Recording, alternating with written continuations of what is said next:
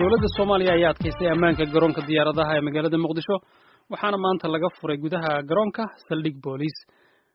Dadaaladan ayaa ku soo beegmayay iyadoo dhawaan dayuurad ay lahayd shirkadda Daalo oo garoonka ka kacday uu qarax dhinaca midig ka dalooliyay kadibna si degdeg ah ugu soo noqotay garoonka. Baaritaan shilkaasi la xiriira ayaana socda. Wariyaheena magaalada Muqdisho Xasan Kaafi Cabdiraxmaan Qoyste ayaa warbixin arrintaas ku saabsan noo soo diray. taliska ciidamada AMISOM ayaa maanta dawladda federaalka ku wareejiyay saldhig booliis oo ay ku shaqayn doonaan ciidamada booliiska Soomaaliyeed kaas oo ciidamada AMISOM ay ka hirgeliyeen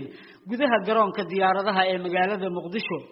saldhigan oo dhismihiisa gacan ka geystay xafiiska qaramada midoobay ee Soomaaliya ayaa waxa ugu horeyn munaasabadii lagula wareegayay ka hadlay taliyaha ciidanka booliiska Soomaaliyeed General Maxamed Xasan Xamuud oo mahadcelin u jeediyay ciidamada AMISOM ka sakow ka warbixiyay muhiimadda uu saldhigani u leeyahay ciidamada booliiska Soomaaliyeed ee caalamka gaar ahaan ciidanka AMISOM oo runtii saldhig walba nala taagan wax nala qabta يعني روندada nala gala habeenkii nala shaqeeya halkan u yimid in ay gacan siiyaan walaalahooda Soomaaliyeed waxaan dhigi karaa shaqada ugu adag ayaga ahay waayo bulshada ay nala dhaxgalaan oo runtii waana arin adag waaye runtii inaad soo dhaxaysid laakiin ummadda Soomaaliyeed aad iyo aad ay ula shaqeeyeen aad iyo aad ay u soo dhaweeyeen walaaltinimada ay noogu imaadeen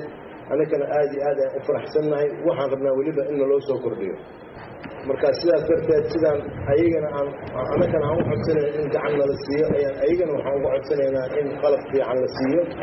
laga warhayo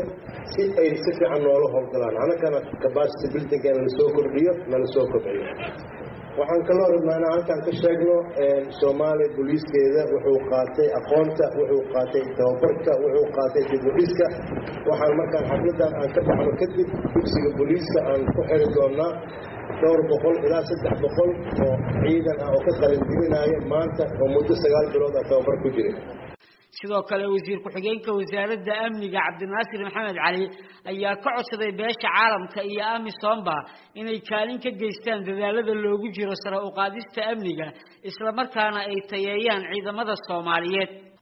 maanta waxaan isugu nimid farxad iyo hanbalyo inaan u jeedino walaalaheen AMISOM oo noo dhisay daartan quruxda badan ee aragtaan ayagoo mar walba aan ahayn markii ugu horeysay ay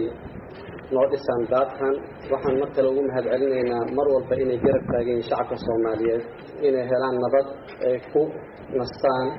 mar walbana waxay noo garab taageen sidii dad walaalahooda kala ah annagana waan ka aqbalnay marka mar walba waxaan jecelnahay annagu in ay markasta AMISOM iyo dawladaha caalamka ee taageeraya inay taageeradooda markastaba ay nala garab taagnaadaan sidii wadanku u degi lahaa waxaan rabnaa kala inay naga saacidaan wixii tababar ah wixii qalabayn ah iyo wax walba oo wadankan uu ku nabadoobi doono mar labaad iyo mar kale anigoo ku hadlaya afka xukuumadda iyo afka baarlamaanka dawladaha had iyo jeer nala garab taagan caawinaadka Soomaaliya in cageeda isku taagto mar kale iyo mar labaad waxaan leeyahay waa mahadsantiin ku soo dhawaada sida wanaagsan aad noo caawiso ugu dambeyntii taliyaha ciidanka booliiska AMISOM ee ku sugan Muqdisho Anan Beli ayaa u mahadceliyay xafiiska qaramada midoobay u qaabilsan Soomaaliya maadaama iyagu ay hirgeliyeen dhismaha waxaana uu xusay in AMISOM ay gacan ka geysatay qalabeynta dhismaha saldhigan We would like to acknowledge UNSOS in the contribution and future contribution to the station. waxaan jeclaan lahaa inaan u mahadceliyo xafiiska qaramada midoobay ee Soomaaliya oo bixisay taageerada lagu dhisay saldhigan booliis ee loogu yaboohay booliiska Soomaaliyeed sidoo kale AMISOM waxa ay ka shaqeysay qalabeynta saldhigan sida kombiyuutarada iyo qalabka aasaasiga u ah adeegga saldhiga iyo fududeynta xagga shaqada waxaan sidoo kale u mahadcelinayaa saraakiisha ciidanka booliiska oo ugu horeeyo taliyaha booliiska Maxamed Sheekh Xasan Xamuud oo maanta nagala soo qayb galay xafladda furitaanka saldhigan cusub si aan ugu wareejino In support of the Somali police is successful. dhismaha saldhigan booliis ee garoonka diyaaradaha Muqdisho ayaa lagu wadaa inuu wax weyn ka taro howlaha amniga garoonka diyaaradaha magaalada Muqdisho kaasoo toddobaadkii aynu ka soo gudubnay mid kamid ah diyaaradaha ka howlgala garoonka Muqdisho ay la kulantay qarax u geystay waxyeelo kaasoo ilaa iminkana baaritaankiisa uu socdo waxaana sidoo kale saldhiggan boolis ee laga hirgeliyay garoonka muqdisho uu ku soo aadayaa xilli maanta dugsiga sare ee booliska ee magaalada muqdisho tababar loogu soo gabagabeeyey ciidamo boolisa oo ay tiradoodu gaarayso ilaa 300 oo askari. xasan kaafi qoyste VOA muqdisho.